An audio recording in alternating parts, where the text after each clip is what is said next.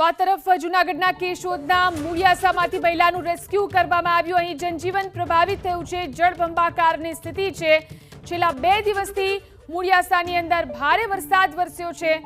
જળબંબાકારથી જૂનાગઢના મૂળિયાસામાં જનજીવન પ્રભાવિત થયું છે। જોઈ શકાય છે દ્રશ્યોની અંદર પાણી જ પાણી જોવા મળી રહ્યું છે।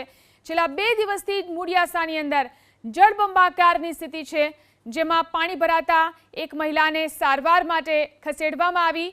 મૂળિયાસાની અંદર એનડીઆરએફની ટીમે મહિલાનું રેસ્ક્યુ કર્યું। એનડીઆરએફની ટીમ દ્વારા મહિલાનું રેસ્ક્યુ કરી અને તેને હોસ્પિટલમાં ખસેડવામાં આવી। મૂળિયાસામાં છેલ્લા 2 દિવસથી પાણી ભરાયેલા છે। આસપાસના તમામ રોડ પાણીના કારણે બંધ થઈ ચૂક્યા છે। ત્યારે એનડીઆરએફની ટીમે અહીં રેસ્ક્યુ ઓપરેશન કર્યું। એક મહિલા કે જે બીમાર હતી તેને એનડીઆરએફની ટીમે હોસ્પિટલ પહોંચાડી। યાત્રાધામ દ્વારકા કે જ્યાં મેઘરાજાએ તાંડવ મચાવતા આજે શાળાઓની અંદર રજા જાહેર કરવામાં આવી છે। શનિવારે પણ વરસાદની આગાહી હોવાને કારણે તકેદારીના ભાગરૂપે આજે શાળાઓમાં રજા જાહેર કરવામાં આવી। દ્વારકા જિલ્લામાં છેલ્લા 24 કલાક દરમિયાન સાર્વત્રિક વરસાદ વરસ્યો છે। નીચાણવાળા વિસ્તારમાંથી 59 લોકોને સલામત સ્થળે ખસેડવામાં આવ્યા છે, તો વીજળી પડવાથી 3 લોકોના મોત થયા છે।